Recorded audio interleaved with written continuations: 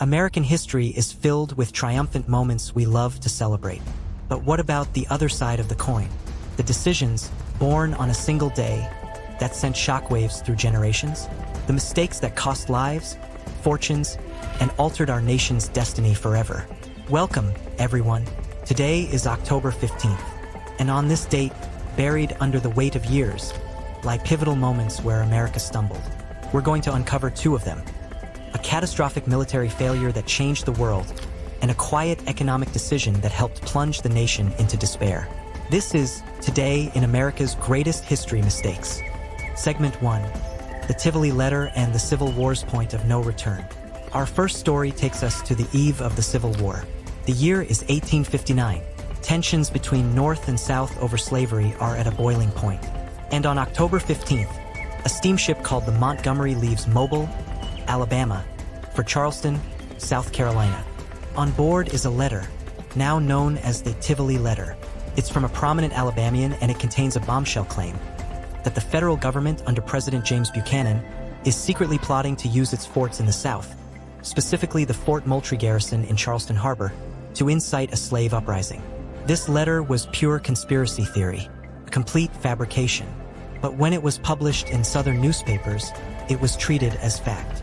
The publication of this letter had an immediate and catastrophic effect. It whipped the South into a frenzy of paranoia and fear, directly leading to the secession of South Carolina just over a year later. More immediately, it forced the hand of the federal commander in Charleston, Major Robert Anderson. Feeling his position at Fort Moultrie was untenable due to this inflamed public sentiment, Anderson made a fateful decision. On December 26, 1860, he secretly moved his entire garrison to the more defensible Fort Sumter. The South saw this move as an act of aggression. 5 months after the Tivoli Letter was published on April 12, 1861, Confederate forces opened fire on Fort Sumter, igniting the Civil War. A single mistaken belief, published on October 15th, had helped slam the door shut on peace. A mistake of perception and propaganda that helped start a war. But our next October 15th mistake is different. It's a mistake of overconfidence and economic blindness, one that helped push a roaring economy off a cliff. Segment 2, the final roar and the Great Depression. Let's go to 1929. The stock market is booming. It's the roaring 20s, and everyone from tycoons to taxi drivers is pouring money into the market. It seems like it can only go up. On October 15, 1929, the market was showing clear signs of strain. It's been volatile for weeks, but the voices of authority are overwhelmingly reassuring. On this day, the New York Times reports leading economists stating the market is fundamentally sound and on a permanently high plateau. This was the great mistake, a catastrophic failure to recognize the bubble. The economy was not sound. It was built on rampant speculation and buying on margin with borrowed money. The reassurance on October 15th was the last gasp of false hope. Just 11 days later, on October 28th, the Dow Jones Industrial Average plummeted 13%. The next day, Black Tuesday, it fell another 12%. The crash had begun.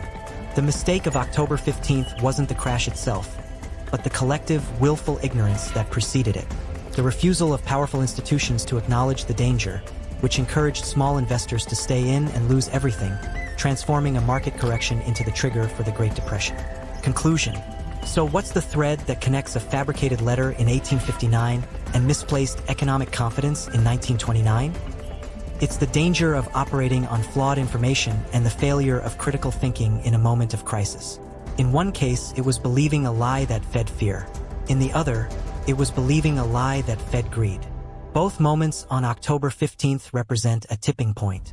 A day when a different choice, a more skeptical question, or a more honest assessment could have, perhaps, led history down a less painful path. History isn't just about the things we got right. It's about learning from the things we got wrong. What other days do you think contain hidden turning points? Let me know in the comments below.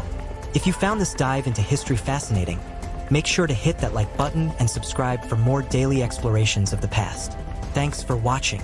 See you in the next video.